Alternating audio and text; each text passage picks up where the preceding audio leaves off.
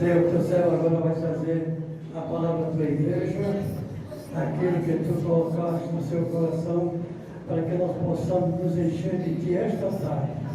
E possamos aqui, Senhor, aprender um pouco mais de ti. Em teu nome eu te peço, Jesus. Amém. Meus irmãos, também desejo cumprimentar todos com a paz do Senhor. Amém. Eu convido os irmãos para que possamos estar abrindo a nossa Bíblia no Evangelho escrito por Lucas, capítulo de número 24. Vamos ler a partir do verso de número 30. Lucas 24, verso de número 30.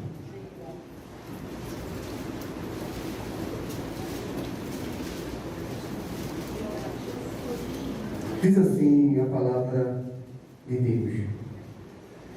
E aconteceu que, estando com eles à mesa, tomando o pão, o abençoou, partiu e lhe deu. Abriram-se-lhe então os olhos, e conheceram e desapareceram. E disseram um para o outro: porventura não ardia em nosso coração, quando pelo caminho nos falava e quando nos abria as Escrituras? E na mesma hora levantou-se e voltaram para Jerusalém. E acharam congregados 11 discípulos, os que estavam com eles, os quais diziam: ressuscitou verdadeiramente o Senhor, já apareceu a Simão. E eles lhe contaram o que lhe acontecera no caminho, e como dele foi conhecido no partir do pão. E falando ele dessas coisas, o mesmo Jesus se apresentou no meio dele e disse-lhes: a paz seja convosco. Diga glória a Deus. Bondoso Deus, querido Pai, te louvamos pela tua palavra, Pai. Eu te louvo, Senhor, por esta tão grande oportunidade de estar aqui, Senhor, adorando junto com os meus irmãos e servindo a tua igreja. Pai, eu te peço, Pai, em nome de Jesus, fale conosco, Pai, através de exaltar como o Senhor sempre tem feito. Continue falando com a tua igreja, o teu Santo Espírito tenha liberdade nesta tarde de falar conosco, nos orientando, nos admoestando e nos ensinando, Pai. É isso que eu te peço, em nome de Jesus. Amém. Pode sentar, meus irmãos, em nome de Jesus. Enquanto você senta, abra sua Bíblia em Lucas 24, na leitura que nós fizemos. Eu quero louvar a Deus por essa tão grande oportunidade que o Senhor concede. Louvo a Deus pela vida do nosso pastor, irmão Marilde, os demais obreiros desta casa. Fico alegre em rever minhas irmãs ali de Ceasa. Deus abençoe. Minha mãezinha Severina, Deus abençoe vocês em nome de Jesus. Amém?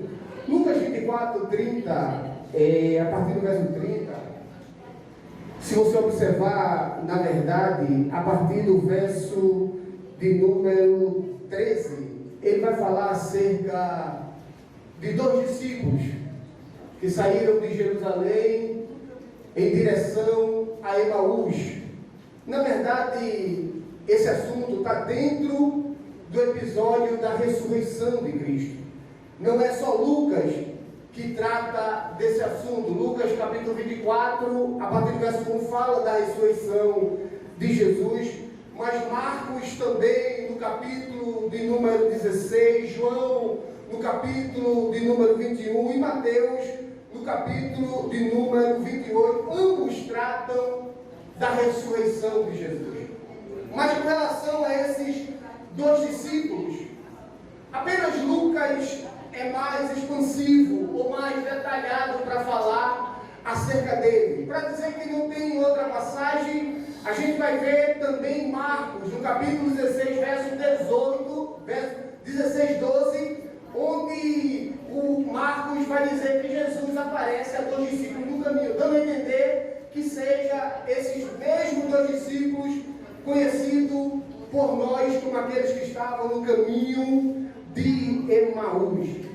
Na verdade, era madrugada de domingo, e a Bíblia vai dizer, tanto em Lucas 24, Marcos 16, João 20 e Mateus 28, que as mulheres, Maria e algumas mulheres, vão ao túmulo de Jesus com alguns perfumes para perfumar o corpo de Jesus.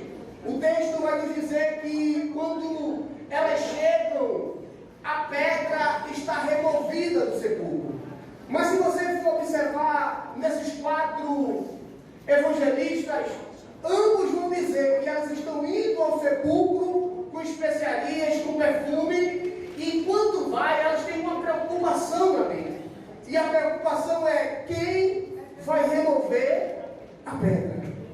Era o costume dos judeus, até o 3º dia, ir ao sepulcro e perfumar o corpo. Porque eles tinham uma crença. E qual era a crença? Que até ao 3º dia, alguém poderia ser ressuscitado.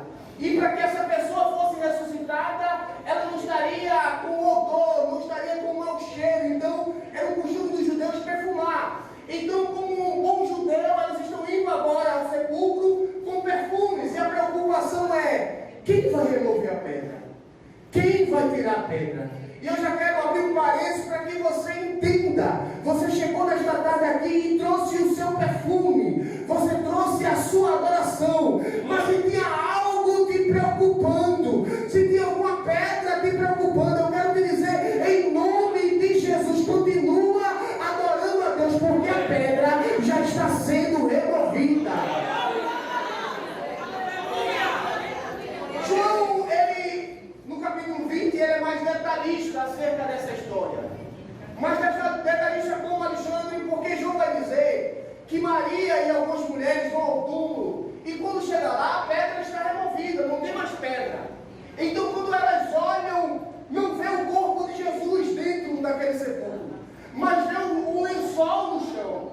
João vai dizer que elas retornam e diz aos discípulos, olha, nós fomos no sepulcro e Jesus não estava lá, o corpo de Jesus não estava lá. E outra coisa, os lençóis estavam no chão. Aí a Bíblia diz, João escrevendo, que Pedro, juntamente com João, eles correm até o sepulcro. E João vai dizer que João, ele ultrapassa Pedro. Talvez por ser mais novo, corre e chega primeiro no sepulcro. Só que quando João olha de dentro, do lado de fora, ele vê os lenços no chão, mas não entra. Aí o texto vai dizer que Pedro chega, entra e observa os lençóis no chão. Mas quando a gente chega no capítulo 20 e verso 7 do Evangelho escrito por João, a Bíblia vai dizer um versículo inteiro para falar disso. Diz que Pedro, ele vê os lençóis no chão, mas o lenço estava dobrado. Meu Deus! O lenço estava dobrado na cabeceira da cama onde estava o corpo de Jesus. Alexandre, eu não entendi, eu vou me explicar. Você não vai sair desta tarde dizendo que não compreendeu a palavra.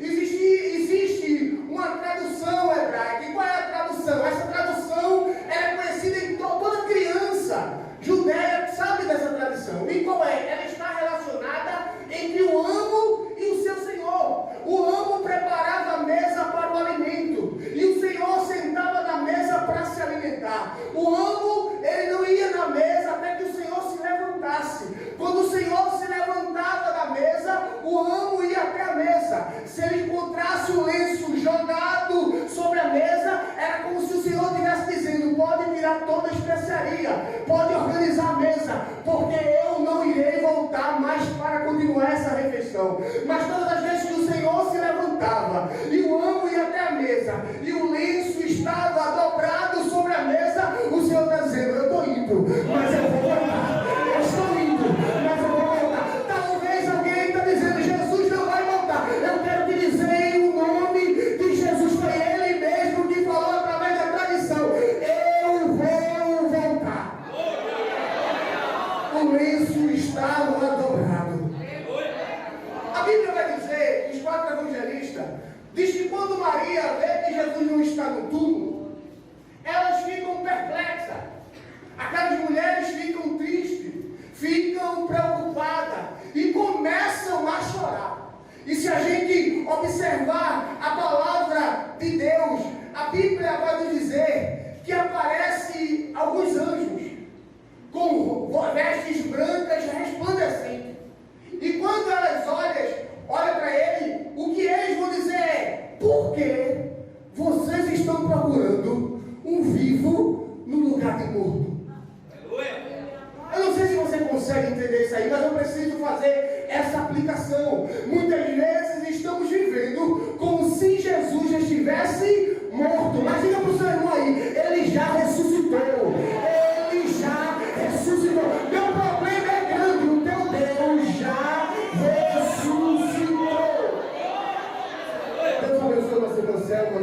Deus abençoe, meu irmão, em nome de Jesus. Os anjos vai dizer isso para aquelas mulheres. Eu disse que elas retornam, diz aos discípulos, os discípulos vão ver essa cena e retornam e falam aos outros discípulos. O que acontece é que, dentre os discípulos que estavam ali, tinha 2 outros discípulos. A Bíblia vai chamar um de Cleópatas. E o outro, até então, não dá nome a ele. Eles ouvem. O que é que eles ouvem, Alexandre? Que Maria retornou dizendo que o túmulo estava vazio. Ele vê João e Pedro subirem para verificar esse fato. E vê Pedro e João retornarem dizendo: Jesus não está mais no túmulo. Diante dessa informação, diante disso aí, eles decidem saírem de Jerusalém. Eles decidem ir para uma aldeia chamada de Emaús. Por quê? Porque eles estão frustrados.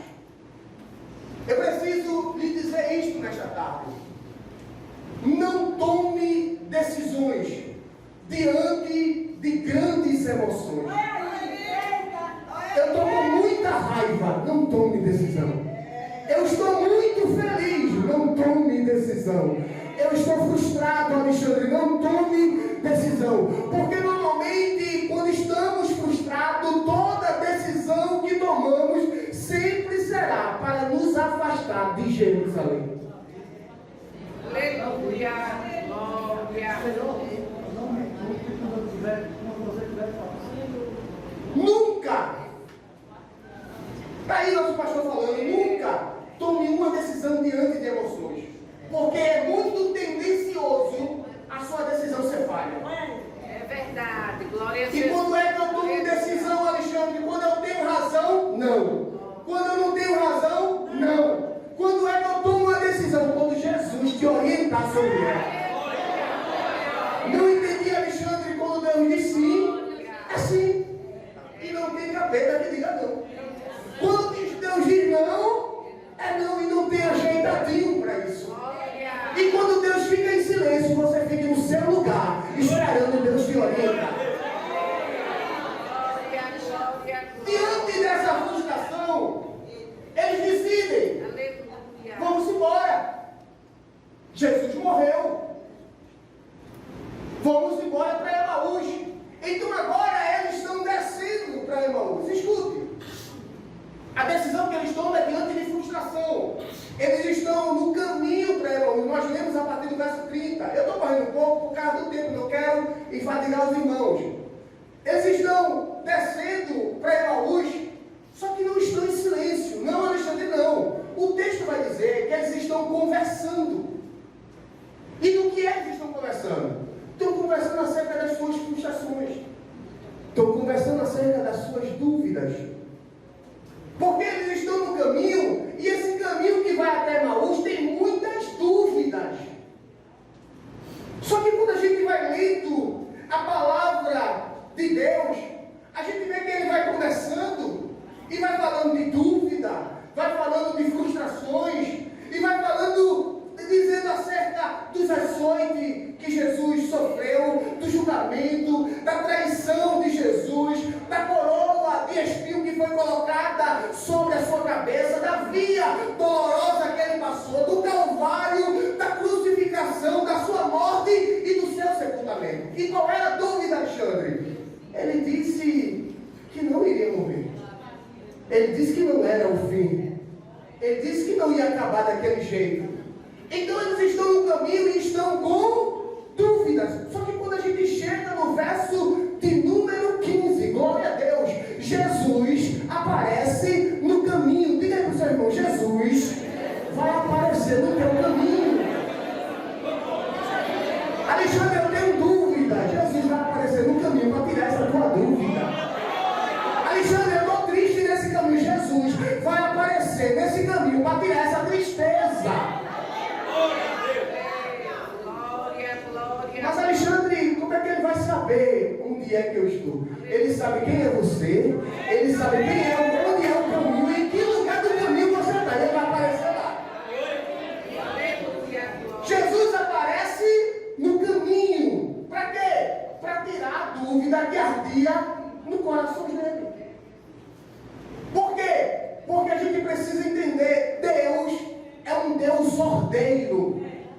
entender, Alexandre, eu explico. Deus não trabalha com confusão. Deus não trabalha com bagunça. Deus não trabalha com negócio desorganizado, não. Deus não trabalha assim. Deus não faz a gente ficar embaralhado e tomar uma decisão no meio daquilo ali, não. Jesus vai aparecer no caminho, vai tirar toda a tua dúvida e vai te orientar como é que você vai fazer. Jesus aparece no caminho e o texto vai dizer, verso de número 16, que eles não reconhecem que é Jesus.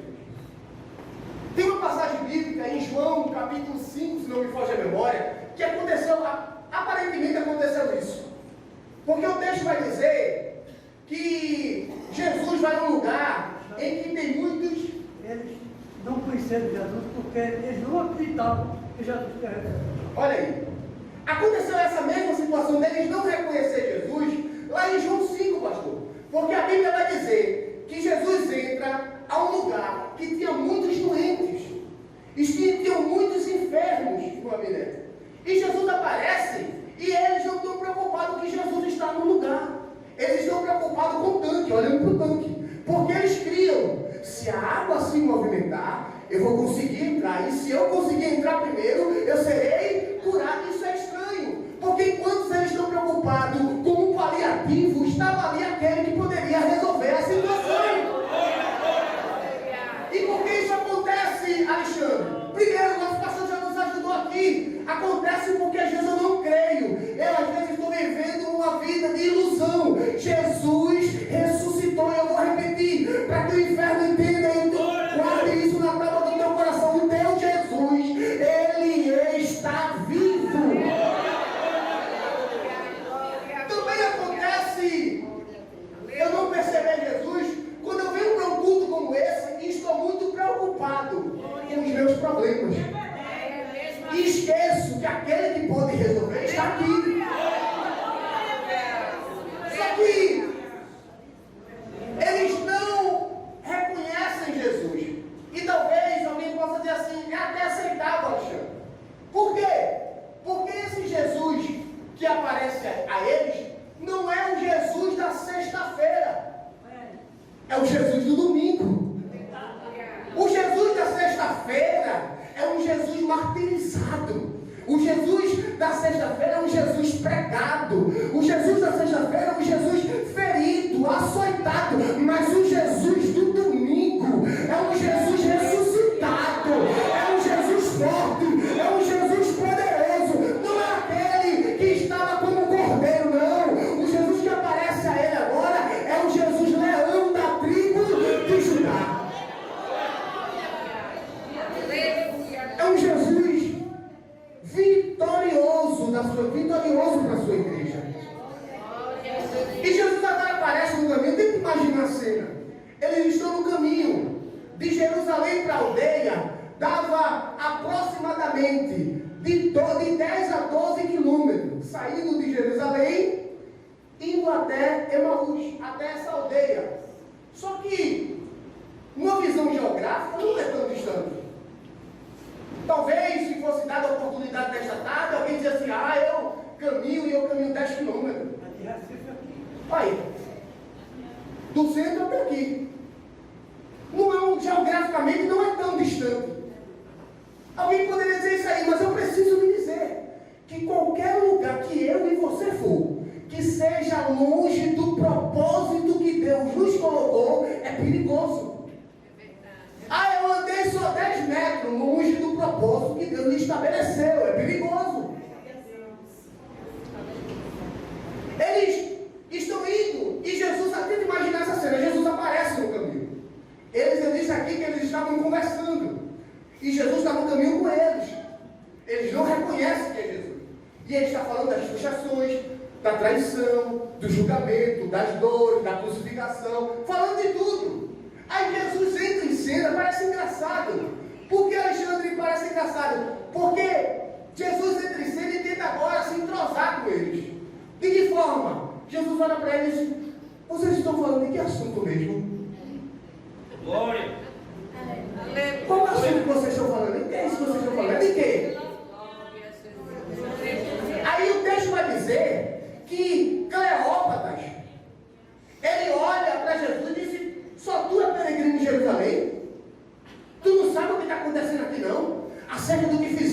com Jesus. Aí o que é interessante e engraçado é que Jesus diz assim: vocês estão falando de quê? Eu não queria ser redundante nisso, mas meus irmãos, Jesus sabia do que eles estavam falando, sim ou não? Mas o que Jesus estava dizendo é: para de falar para os outros, conta para mim. Quem vocês estão falando? Vocês estão falando de um pro outro aí, ó, contando a história fulano, a Beltrano, mas diz a mim, o que é que está acontecendo? Jesus estava dizendo: olha, me conta, me diz onde é que está doendo, qual é a tua frustração, qual é a tua dor, qual é o teu problema. Para de contar para A, para B, A e B vai poder no máximo orar por você, mas conta a história para Jesus e vê o que vai acontecer. Aí o texto vai dizer, verso 18 ao verso 24 do capítulo 24 que nós lemos, que eles começam agora a narrar os acontecimentos. Eles vão dizendo tudo o que aconteceu, desde o momento que prenderam Jesus até a sua morte. O verso 21 vai falar da frustração deles. Se você observar aí no capítulo 24, verso 21, ele vai dizer: nós esperávamos que ele fosse aquele que fosse remir. Olha a frustração. Ele vai falar acerca dos assuntos que ocorreram antes dele sair. Eles vão dizer: é bem certo que Maria e outras irmãs foram lá no túmulo e elas voltaram para a gente dizendo que Jesus ressuscitou. Jesus foi? E outra coisa, o João e o Pedro foram lá também e voltaram dizendo a mesma coisa, mas a gente não viu nada. Então a gente está indo embora, porque tem gente assim que só continua a se ver.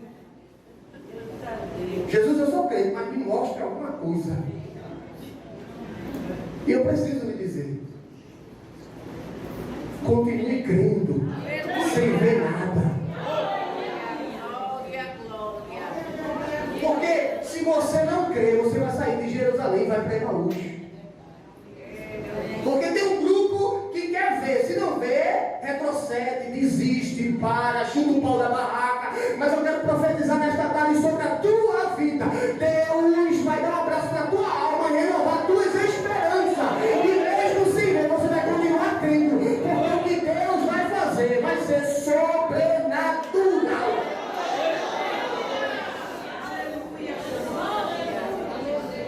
Eles vão falando a Jesus, verso de número 18 ao 24, e Jesus está ouvindo. Só que quando a gente chega no verso 25 ou verso 27, Jesus agora começa a repreender eles. E o que é que Jesus vai dizer, Alexandre? Está aí, verso de número 25, do capítulo 24. Jesus vai dizer o quê? E ele lhe disse, Jesus disse: ó nécios e tardos de coração. O que é que Jesus estava dizendo, Alexandre? Jesus estava repreendendo eles. Por que estava repreendendo? Eu lhe digo por quê. O que Jesus estava dizendo é: se você não quiser acreditar no testemunho de Maria e das irmãs, tudo bem.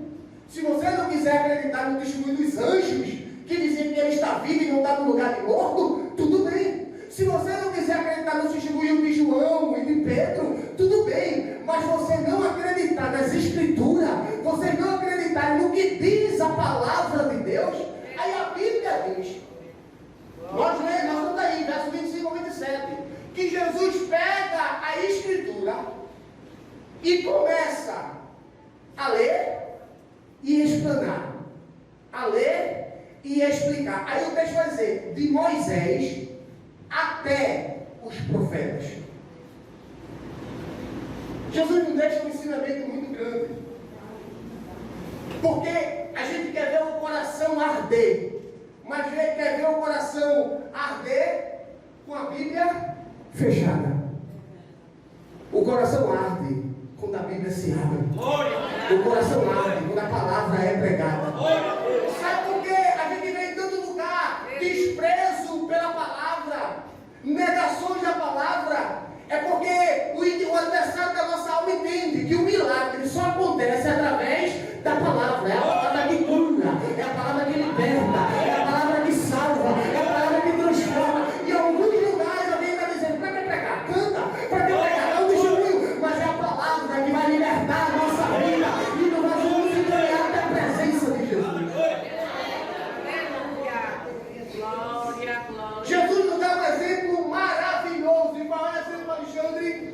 Abra a Bíblia, leia a palavra, explane a palavra, porque o coração vai arder assim. Assim, Alexandre, é dessa forma. Não tem outra maneira, não. Jesus vai nos dar uma grande lição neste sentido. Porque Jesus vai ensinar de Moisés até os profetas, ao ponto deles dizer depois. Não foi nesse momento que ele falava a palavra e ardia o nosso coração? Eita Deus. Aleluia.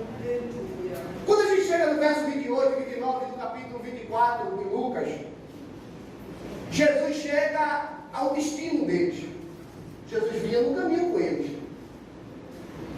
Eles não estavam na direção certa, estavam na direção errada. E Jesus aparece no caminho para tirar dúvida, para transformar, para tirar frustrações, para tirar tristeza. Só que eles chegam no destino. E o texto vai dizer, verso 28 e 29, que Jesus vai andando. Jesus é muito estratégico.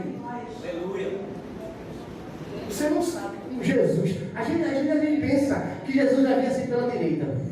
Aí Jesus te surpreende pela esquerda. Glória. Jesus está caminhando e está falando, desde Moisés aos profetas. Aí Jesus, quando chega no destino, faz como ele chega aqui. Aí o texto que diz, você vê ali, verso 28 e 29 do capítulo 24. Jesus faz como se fosse passar. Não está aí na sua Bíblia assim? Aí o texto vai dizer assim, que eles constrangeram Jesus para entrar na casa. E a gente tem um hino maravilhoso. Fica, Senhor. Fica, Senhor. Já se faz tarde, fica. Eles constrangem Jesus. Entra na minha casa, Jesus. Vem, Jesus, fica aqui comigo nesta noite. Já é tarde. Vem, Jesus, entra. Entra. E quando você convida Jesus para entrar, Jesus entra. Tentem convidar Jesus para dentro da tua casa. E veja o que vai acontecer.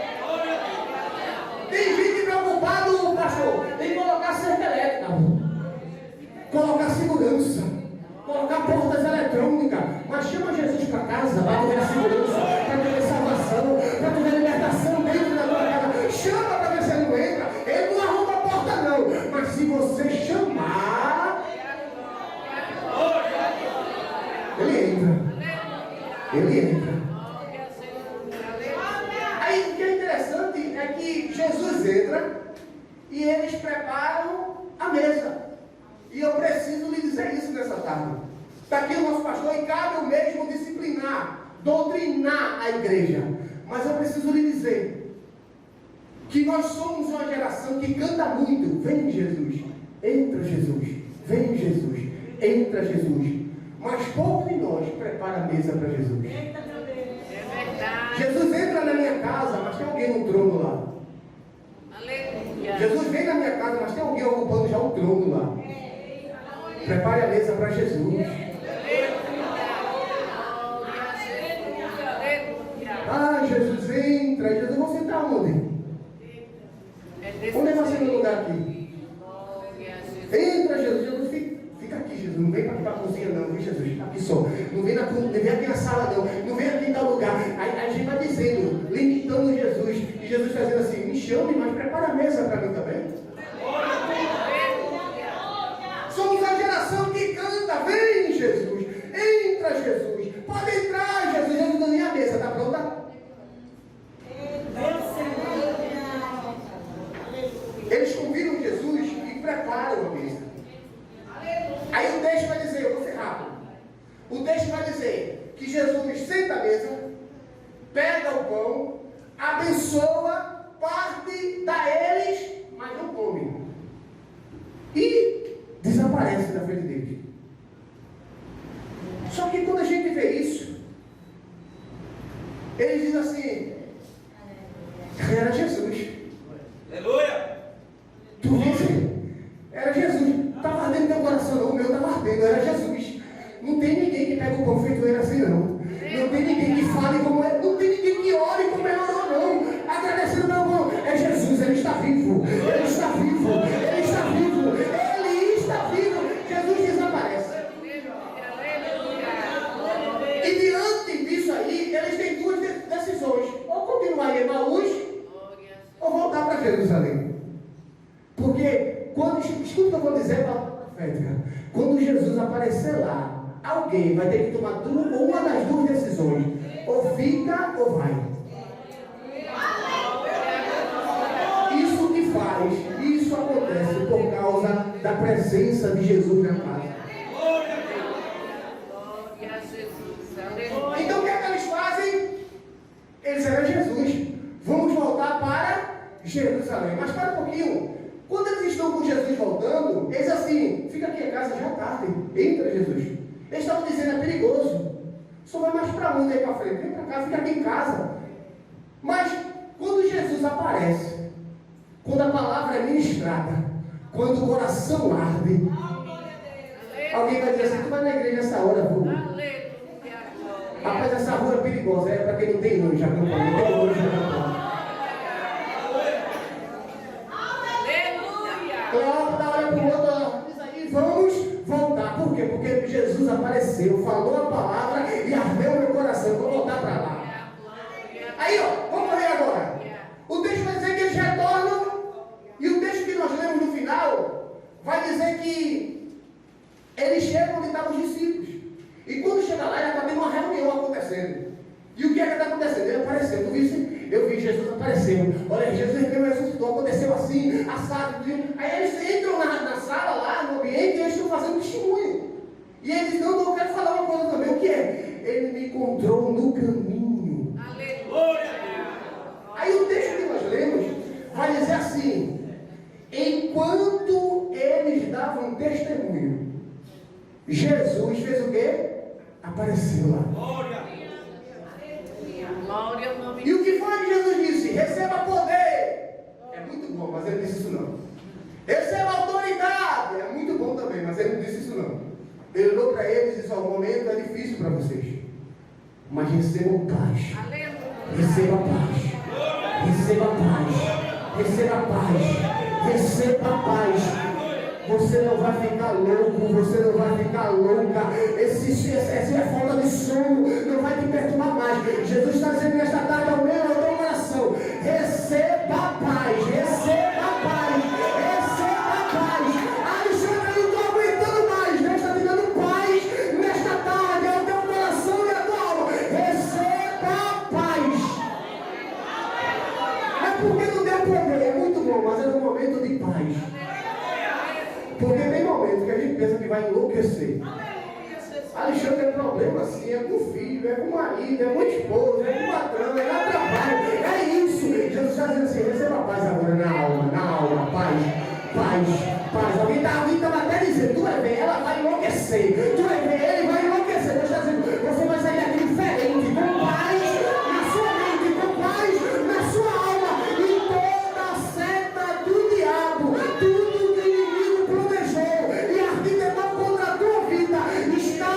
repreendido no poder que é no nome de Jesus. Receba paz, paz, paz, paz, em nome de Jesus. Que Deus abençoe a sua igreja em nome de Jesus.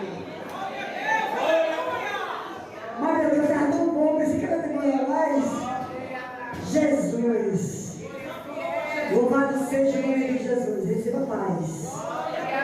Em meio à tempestade, Jesus é a paz. Aleluia. Nós encontramos paz em Jesus. Mesmo no vale, Jesus é a paz. Louvado seja o nome do Senhor. Mais uma vez eu quero agradecer a todos. Continue nos ajudando, nos somando. E as irmãs de Avelino, as irmãs de Jordão, precisando de nós, estamos à disposição de vocês. Com a exceção da quarta, né? Mas estamos à disposição das igrejas em nome de Jesus. Quando quiser aparecer, a irmã Maria está dizendo que a igreja está de braços abertos para vos receber em nome de Jesus. Leva a paz do Senhor para os vossos pastores, para as vossas diretoras. Leva a paz do Senhor de toda a igreja. Amém? Fique de pé, vamos orar. Agradecer ao Senhor, aleluia, por tudo que o Senhor tem feito nesta tarde. Irmãos, o problema da igreja atual é que o irmão está com um problema, aí chega para a igreja e vai pedir que Jesus faça igual que ele. Esse estudo está mostrando a você que não é assim. Eles conheceram o partir do pão. Por quê? Passaram 3 anos e meio com Jesus e toda vez era Jesus que partia o pão. Por isso que ele conheceu. Se Jesus não partisse o pão 3 anos e meio, eles não conheciam. Então, aqueles 2 irmãos conheceram o partir do pão. Mas Marta foi diferente. Marta, quando falou, eles falaram dinheiro. Você sabe onde colocaram o corpo de Jesus? Que quando Jesus disse Marta, é Jesus. Pela palavra. Então não é do mesmo jeito. Cada um Jesus está diferente. Com Marta conheceu com nós. Os discípulos conheceram com o partir do pão. Você tem que esperar por Jesus e não dizer eu quero que faça desse jeito. Esse é o mal da igreja hoje. É pedir a Jesus, como eu vi, uma igreja de 5 mil membros, está com uma garrafa d'água. Todo mundo vai receber o Espírito Santo aqui dentro. Os 500 vão receber a mesma coisa. O ensinamento de Jesus está dizendo que não é. Glória a Jesus. O principal é saber quem é Jesus e se ele está dentro de mim. Se ele está dentro de mim, vivo, porque eu estou vivo, então você vai saber quem é Jesus e como ele vai fazer.